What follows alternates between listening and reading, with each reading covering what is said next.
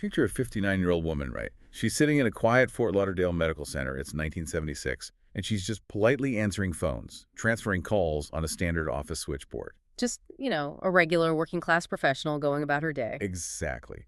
But now I want you to picture that exact same woman, decades earlier, commanding a 14-week run at the top of the Billboard charts, Oh, wow. selling 1.5 million records, and receiving a personal career-making endorsement from jazz legend Louis Armstrong. It's just wild. It completely shatters that modern illusion we have that a career in entertainment is this permanent state of being. Welcome to today's Deep Dive. I'm your host, and joined as always by our resident expert, we are exploring the anatomy of fame and how a single life can contain just multiple wildly different universes. Yeah, we are looking at a trajectory that really defies almost every expectation of how celebrity is supposed to work. Our subject today is a mid-20th century singer named Bonnie Baker, and we're drawing from a very specific set of sources for you today.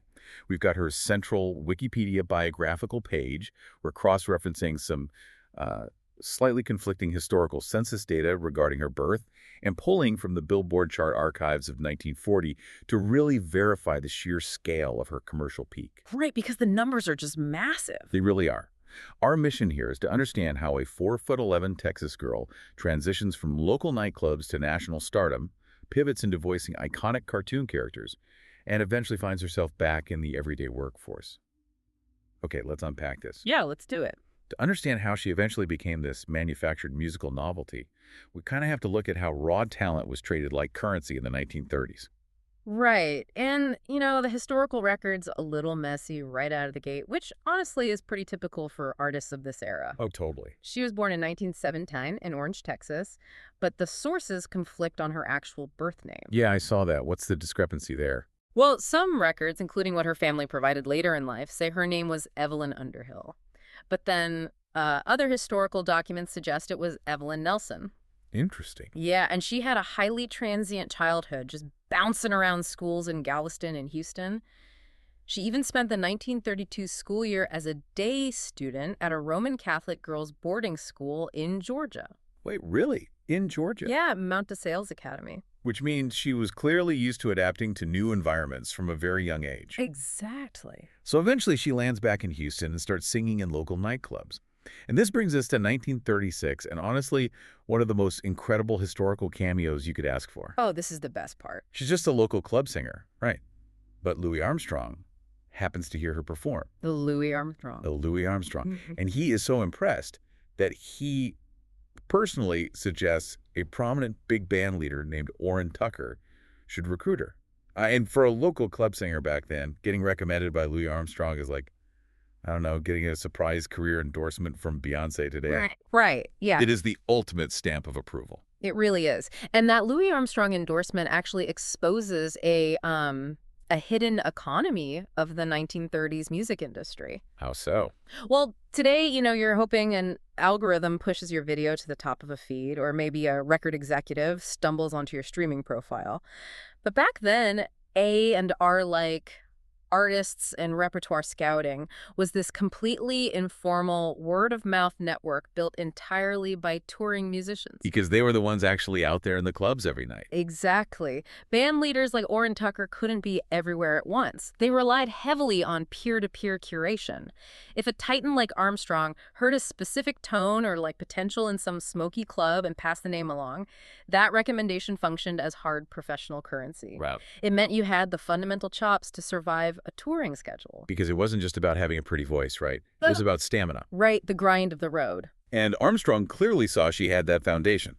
So Orrin Tucker listens to the recommendation, he recruits her as a vocalist, and immediately goes to work crafting a very specific brand. He really did. He rebrands Evelyn Underhill as Wee Bonnie Baker. Like, the word "we" is literally placed in her title because she is only 4'11". Which really highlights how physical traits and vocal stylings were relentlessly packaged together in that pre-World War II entertainment landscape. Yeah, they were selling a whole image. Totally. But it is important to note, for anyone listening who thinks an endorsement is just this magic wand, the breakout did not happen overnight. Right, she had to put in the work. She spent several years building a regional following with Tucker's orchestra. The critical mass wasn't actually reached until 1939. When they landed that residency at the Empire Room of the Palmer House in Chicago, right? Yes, exactly. And that venue was the launching pad. Yeah. I mean, playing the Palmer House meant you had the attention of the cultural elite, and it allowed her popularity to just explode, specifically across the South and the Pacific Coast. It was huge for them. And this all culminates in August of 1939, when they record a revival of a song called Oh Johnny, Oh, which, ironically, was originally written in 1917, the exact year she was born. Such a weird coincidence. Right. And by 1940, the numbers on this Columbia Records release are just staggering. It hits #2 on the Billboard pop chart, stays there for 14 weeks, and sells 1.5 million copies. Yeah, and to put that in perspective for you, moving 1.5 million physical units during the late Depression and early war years is a monumental commercial achievement. It's unheard of. It became Orrin Tucker's biggest hit, entirely driven by her vocal performance. And the source material describes that vocal performance in a very, very distinct way. It says her girlish voice was, quote, like a tiny silver bell, soft but tonally true. Like a tiny silver bell. Yeah, but, okay, I have to push back on this narrative a little bit. Okay, let's hear it. I am highly skeptical that this tiny silver bell was just her natural, everyday singing voice. Like, was Wee Bonnie an authentic expression of her art, or was it a highly cultivated, engineered character she was playing specifically to sell records? That's a really good question. Because pairing Wee with a tiny silver bell voice feels a little too perfect, you know? It feels like a boardroom creation. That is a brilliant observation, and it actually cuts right to the mechanics of how pop music was engineered at the time. What's fascinating here is the intersection of microphone technology and marketing. Oh, right. The microphones were changing. Exactly. In the 1920s, before high-fidelity microphones, singers had to just belt out their vocals to be heard over a live brass band. But by the late 1930s, the introduction of sensitive ribbon microphones allowed for crooning. So they didn't have to shout anymore. Right. Singers could perform softly, intimately, right up on the mic, and the amplification did all the work. So the technology actually created the space for a soft, girlish voice to exist in front of a massive jazz orchestra. Precisely the underlying mechanism. And from a marketing standpoint, record executives knew they needed to stand out. The big band era was totally saturated with deep, powerful, brassy vocalists. So she was the contrast. Yes. By packaging her 4'11" stature with this engineered, ultra-sweet, non-threatening, almost childlike vocal tone, they created a highly marketable novelty persona. It makes total sense. It provided extreme acoustic contrast to the heavy instrumentation of the Tucker Orchestra. So whether it was her natural timbre or an exaggerated affectation, it was utilized as a deliberate acoustic strategy. It was a sonic trademark, and it worked beautifully. I mean, she had a string of follow-up hits. You'd be surprised, Billy, especially for you. Yeah, she was on a roll. But here's the inherent danger of being a manufactured novelty under someone else's brand. You are, technically, an employee. Right. You don't own it. Exactly. So what happens when you outgrow the architect of your persona? In 1942, Bonnie Baker makes a massive decision and leaves Orrin Tucker's orchestra. Which is a phenomenal pivot point regarding artist agency. She walks away from the very infrastructure that made her a millionaire-selling artist. Yeah. And she takes a definitive legal step to ensure she doesn't lose the equity she built. In October 1943, she goes to a circuit court in Chicago and legally adopts her stage name. Evelyn Underhill officially becomes Bonnie Baker. Wow. Now, you're probably wondering why a star would need to do that if everyone already knew her by that name. But legally, Wee Bonnie Baker was a concept generated by Orrin Tucker. Yeah, it was his intellectual property, baby. Exactly. By going to court, she is essentially seizing the means of production. She is declaring that the brand belongs to the human being executing it, not the band leader who thought of it. Which raises such an important question about how female artists navigated the power dynamics of the 1940s studio system. I mean, she was given this moniker to fit a novelty box. By legally claiming it, she transitioned from a hired asset to a solo proprietor. Right before everything changed, too. Exactly. She took control of her own intellectual property right as the industry was about to experience a seismic disruption. And that disruption really does change everything. She stays incredibly busy through the mid-40s. She tours extensively with the USO during World War II, performing for the troops, and she even becomes a regular on the hit radio program Your Hit Parade. Which was a massive show. Oh, huge. But the big band era was operating on borrowed time. Tastes were changing, and the economics were completely collapsing. Yeah, if we look closely at the mechanics of that collapse, Yeah. the end of World War II completely altered the touring landscape. During the war, gas rationing and a shortage of rubber for tires made moving a 20-piece orchestra across the country prohibitively expensive. You just literally couldn't afford to move that many people. Right. Add to that a major musicians' union strike regarding recording royalties and the rise of the solo crooner artists like Frank Sinatra, who were much cheaper to record and tour with. The massive jazz orchestras just weren't financially sustainable anymore. Which means the entire ecosystem that supported a novelty big band singer evaporated. I mean, if your whole brand is built on providing a sweet vocal contrast to a booming horn section, what do you do when the horn section goes bankrupt? It's a real problem. You can't just casually transition into the gritty rhythm and blues or early rock and roll that's starting to bubble up. But here's where it gets really interesting. Okay. She finds a completely different, almost genius application for her unique voice. She pivots to animation. It is an absolute masterclass in professional adaptability. I love this part. In 1948, she records a novelty duet of the song That's All Folks. And her duet partner is none other than Mel Blanc, performing in character as Porky Pig. That's amazing. And she doesn't stop there. Moving into the 1950s, she actually provides the voice for the Walter Lantz cartoon character Chilly Willy, the little penguin. Oh, wow. I know. Think about the mental elasticity that requires. To go from fronting a jazz orchestra in the Palmer House Empire Room, dripping in 1930s glamour, to standing in a vocal booth singing with a cartoon pig and voicing a shivering penguin. It's quite the career arc. But, animation wasn't just a quirky side project. It was an acoustic recycling bin for very specific types of talent. What do you mean by that? Well, consider the audio engineering of 1950s animation. Cartoons are filled with chaotic Foley art explosions, anvils dropping, frantic music. Oh, sure, lots of noise. Exactly. Audio mixers needed voices that could cut through that muddy mid-range noise, the exact vocal frequencies that made her tiny silver bell voice a novelty in jazz. That high pitch, that crystal clear, almost exaggerated enunciation were the exact frequencies needed to ensure a cartoon character's dialogue was legible on a cheap television speaker. That makes so much sense. Right. She didn't just stumble into cartoons. Her vocal frequency was an actual technical solution for the animation studios. Yeah. She understood the specific asset she possessed and relentlessly hunted down the new industry that required it. But that intense survival instinct, the constant need to adapt and hustle, seems to have bled directly into her personal life, too. The chaotic professional timeline we just mapped out is deeply mirrored by the whirlwind of her time off stage. Yeah, the reality of the road is almost never aligned with the glamorous image projected on stage. It is a grueling, really disorienting way to live. And the source material details a romantic history that paints a wild picture of that disorientation. She was married 4 times. 4 times, wow. First, around 1935, to a man named Claude R. Lakey, who was a saxophonist playing with Harry James. They divorced a year later. Then, in 1943, she marries John Hollingsworth Morse, an Army first lieutenant at the time who later becomes a TV director. They get married at the Gotham Hotel in New York. Look at the sociological pattern here, though. She marries a touring saxophonist and then a military man during the height of a global war. These are lives defined by constant, unpredictable motion. Exactly. And then comes marriage number 3, which features a detail that honestly stopped me in my tracks. Uh-oh. In 1948, she marries a man named Frank E. Taylor. They met in Detroit a few years prior, and he had actually become her manager.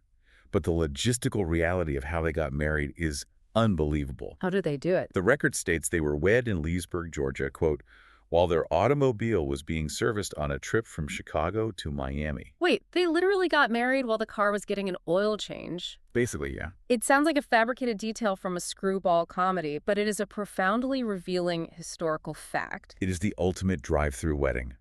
Talk about multitasking on a road trip. Hey, while the mechanic checks the alternator and rotates the tires, do you want to go find a justice of the peace? Oh, It is just stunning. that's hilarious. And for the record, they divorced a year later in 1949. Finally, in 1950, she marries her 4th husband, William Bill Henry Gailey, who was a jazz guitarist she frequently performed with. I look at this relentless pace, this absolute lack of physical roots, and I have to ask, what does this tell us about the psychological toll of her career? If we connect this to the bigger picture, it entirely strips away the romanticism we assign to mid-century touring artists. Yeah, it sounds exhausting. It is. When you are traveling 300 days a year on trains and buses, your entire world happens on the road. You do not have the luxury of a neighborhood or a local social circle. It is a completely closed ecosystem. Right. You marry the fellow musician or the manager or the soldier you meet in transit because they are the only people standing in front of you during your 3 hours of downtime between cities. That makes total sense. Marrying your manager while the car is in the shop isn't just a quirky anecdote. It is the physical manifestation of a career that demands absolute, unwavering mobility.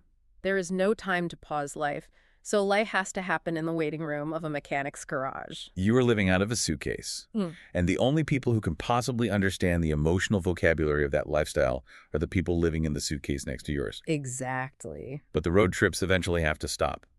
The ecosystem changes, the body ages, and this brings us to the final, fascinating chapter of her story.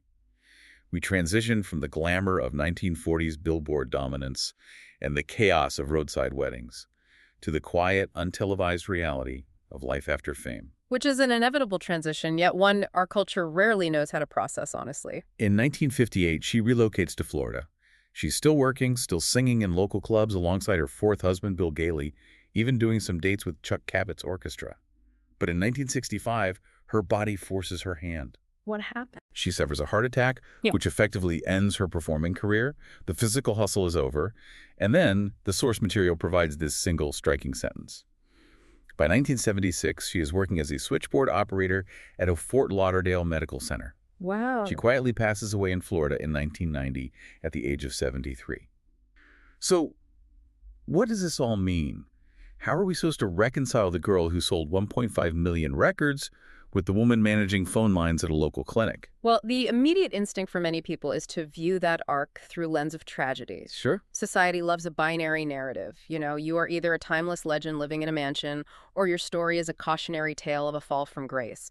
But I firmly believe interpreting that switchboard job as a tragic failure is fundamentally wrong. Tell me more about that. Why shouldn't we view that as a heartbreaking end to a glamorous story? Because it is a deeply human, honorable reality. We are conditioned to view fame as a permanent state of existence, a mountain peak you live on forever. But for the vast majority of working artists throughout history, fame is just a season. It is weather that passes. Think about how we define the concept of a successful life. Is it only the years you spend bathed in the spotlight of the Palmer House? Or is it also the quiet resilience of transitioning into a normal, necessary job for decades after the applause fades? That's a great point. Bonnie Baker survived the grueling gauntlet of 1930s touring. She navigated the collapse of the big band economy by reinventing herself in animation, and when her health failed, she built a quiet, stable life for herself in Florida. There is immense dignity in that labor. It all comes back to that survival instinct. From the very beginning, whether it was seizing the legal rights to her own stage name, figuring out how her vocal frequency could save her career in the cartoon vocal booth, or taking a steady job at a medical center to pay the bills, she did exactly what she had to do to survive in the world she was handed. Precisely. The spotlight is temporary, but the business of living continues. She didn't fail at fame, she just outlived it. It really is an incredible sweeping arc when you step back and look at the whole map. Evelyn Underhill, the little girl from Orange, Texas. She adapts to boarding schools and Houston nightclubs. Right. She earns the ultimate peer-to-peer currency with a cosign from Louis Armstrong. She becomes the engineered novelty Wee Bonnie Baker, moving 1.5 million copies of Oh Johnny, Oh Johnny. How crazy. She takes her name back in a Chicago courtroom. She hacks the audio engineering of 1950s animation to sing with Porky Pig. Yeah. She gets married in a Georgia auto shop because the tour can't stop. And she ends up living out her days in the quiet, steady hum of a Florida medical center. It is a fully realized life, encompassing both the soaring, manufactured highs of American pop culture and the grounded, everyday reality of the working class. Which leads you with a really fascinating concept to chew on as we wrap up. We've spent this entire time dissecting the analog footprint of a woman who was famous 80 years ago, piecing together her life through old record grooves, census data, and a Wikipedia page. But it makes you wonder about the digital footprints we are all leaving right now. Bonnie Baker's massive, complex life was nearly reduced by history to a single novelty tagline, the girl with the tiny silver bell voice. Think about the hyper-documented, algorithm-driven lives we live today. Will the endless terabytes of data we leave behind ensure that future generations remember us as complex, multidimensional humans who contain multitudes? Or will the internet eventually do what the music industry did to Bonnie Baker, flattening our entire existence down to a single, easily digestible novelty tag? It is a sobering thought about the legacy of our own digital records. That is all for this deep dive. Thank you for joining us, and we will catch you next time.